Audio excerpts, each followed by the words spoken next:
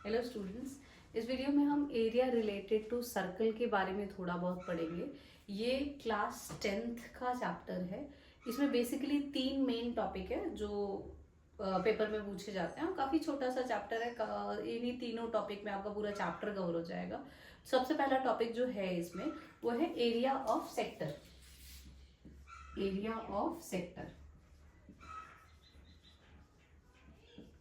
It's basically कि अगर मानिए आपके पास एक कोई सर्कल है, अब इस सर्कल में ये मेरा सेंटर है और ये सेंटर में ये वाला जो पार्ट है ये कोई एंगल बना रहा होगा। ये अगर एंगल 60 डिग्री बना रहा है, अगर ये एंगल 60 डिग्री बना रहा है तो ये वाला जो हिस्सा है ये वाला, ये मेरा माइनर सेक्टर है और ये मेरा मेजर सेक्टर है। तो ऐसा हो सकता है कि आपको एंगल गिवन हो और डायरेक्ट क्वेश्चन आए कि you have to calculate the area of minor sector. जैसे इस केस में अगर आपको माइनर सेक्टर का एरिया निकालना है तो वो क्या होगा, थीटा बाई 360। ये थीटा ये वाला एंगल है, pi r square area of circle होता है। दूसरा जो इम्पोर्टेंट पार्ट है, ये 1 से 2 नंबर का क्वेश्चन आता है। दूसरा जो आता है वो आता है आपका length of arc. Length of arc, अब ये लेंथ ऑफ आर्क में क्या पूछा जाता है, मैं अगर सेम सर्कल लूं सेम एंगल के साथ, जैसे ये 60 डिग्री, तो ये वाला जो पोर्शन है ये आर्क है हमारा, इसकी लेंथ। तो इसकी लेंथ आप कैसे कैलकुलेट कर सकते हो, ये भी थीटा बाई 360 होगा और इस केस में थीटा हमारा 60 होगा। इसमें जो मल्टीप्लाई हम करेंगे वो करेंगे 2 पाई आर, जो कि पेरीमीटर ऑफ अ सर्कल होता है। ये बेसिकली क्या है, पेरीमीटर ऑफ द सर्कल है, तो आप 2 पाई आर मल्टीप्लाई कर दोगे। तो ये 2 टॉपिक है, लेकिन ये दोनों जो टॉपिक आते हैं वो आपके 1 और मैक्सिमम 2 मार्क्स से क्वेश्चन आएंगे। इससे ज्यादा में ये टॉपिक नहीं आएगा। इसका थर्ड टॉपिक जो है वो बहुत ही ज्यादा इंपॉर्टेंट है, जिसमें हमें पूछा जाता है कि what is the area of segment. अब ये सेगमेंट माइनर सेगमेंट भी हो सकता है और मेजर सेगमेंट भी हो सकता है। तो पहले आप देखो सेगमेंट क्या होता है और फिर मैं उसकी कैलकुलेशन के बारे में आपको बताती हूँ। सेगमेंट इज बेसिकली, ये सर्कल है, अगर मैं कोई कॉर्ड बनाऊं, ये मेरा ए बी कॉर्ड है, तो ये ए बी कॉर्ड इस सर्कल को 2 पार्ट्स में डिवाइड कर रहा है। नीचे वाला जो पार्ट है उसको माइनर सेगमेंट कहा जाता है और जो ऊपर वाला पार्ट है उसको हम मेजर सेगमेंट कहते हैं।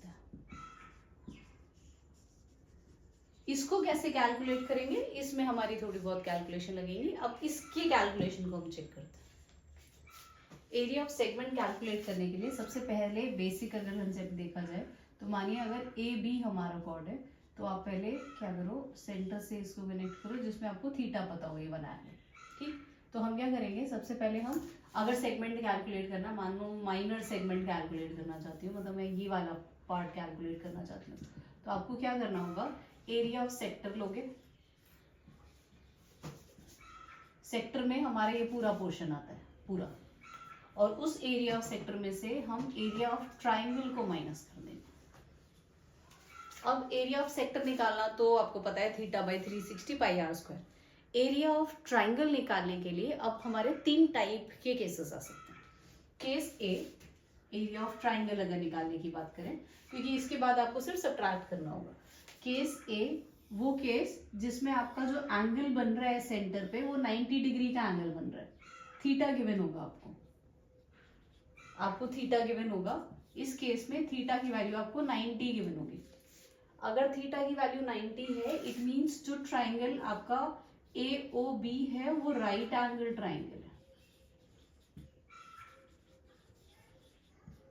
और राइट एंगल ट्राइंगल में मैं एरिया कैलकुलेट करने के लिए सिर्फ half into base into height use कर सकती हूँ, जिसमें बेस भी मेरा रेडियस होगा और हाइट भी मेरा रेडियस होगा।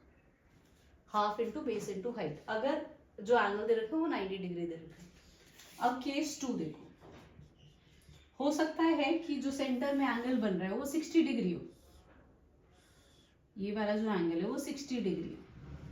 अगर ये एंगल 60 डिग्री हुआ तो ये, अगर आप ध्यान से देखोगे तो ओ ए और ओ बी तो आपका ऑलरेडी रेडियाई है, तो ये दोनों एंगल तो ऑलरेडी इक्वल थे ही आपके, जिसमें से ये वाला 60 मिल गया। तो अगर आप इसको कैलकुलेट करोगे, 180 एंगल सम प्रॉपर्टी से, तो आपको x भी 60 मिलेगा, मतलब ये इक्विलेटरल ट्राइंगल बन जाएगा। और इक्विलेटरल ट्राइंगल का अगर आप कैलकुलेट करोगे एरिया, अगर आप इक्विलेटरल ट्राइंगल का एरिया कैलकुलेट करोगे तो वो सीधे ही कैलकुलेट किया जा सकता है। क्या? √3/4 a स्क्वायर हमारा साइड, मतलब जो रेडियाई होगा वो रेडियाई लिख सकते हैं, तो इक्विलेटरल ट्राइंगल वाला आ गया। अब केस 3 थोड़ा सा कॉम्प्लिकेटेड है। केस 3 में हमें क्या करना होता है?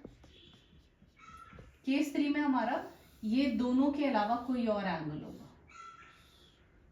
कोई भी एक रैंडमली एंगल हो सकता है, लाइक 120 डिग्री। ठीक है, आपको रेडियस गिवन होगा, मान लो कि इसमें हमें 10 सेंटीमीटर का रेडियस गिवन है। ठीक है, और एंगल जो दे रखा है वो 120 दे रखा है। तो ऐसे केस में जब मुझे एरिया ऑफ ट्राइंगल निकालना होगा OAB, तो मैं यहां से परपेंडिकुलर ड्रॉप करूंगी, जिसकी वजह से ये वाला एंगल मेरा 60 हो जाएगा और ये भी 60 हो जाएगा, और इसको मैं D मार्क कर देती हूँ।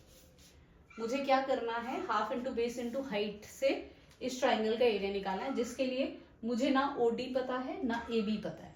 तो हम क्या करेंगे? हम लेंगे इन ट्राइंगल BOD, क्योंकि मुझे रेडियस पता है ऑलरेडी, तो अगर इस ट्राइंगल में मैं साइन थीटा लगाऊं, जिसमें साइन थीटा आई नो कि 60 है, तो साइन थीटा होता है P/H। इसके लिए P है मेरा BD, और जो हाइपोटेनस है वो है OB। तो साइन 30 की वैल्यू √3/2 होती है, BD की वैल्यू जो होगी वो आपकी अननोन है, OB की वैल्यू आई नो कि 10। ठीक है, तो यहां से अगर आप BD कैलकुलेट करोगे तो आपका क्या आएगा? 10√3/2। ठीक है, AB BD का डबल है, तो AB कैलकुलेट करने के लिए आप 2 इंटू BD कर दो, तो 2 इंटू 10√3/2, 10√3 आ जाएगा। अब बचा मेरा बेस, मतलब OD।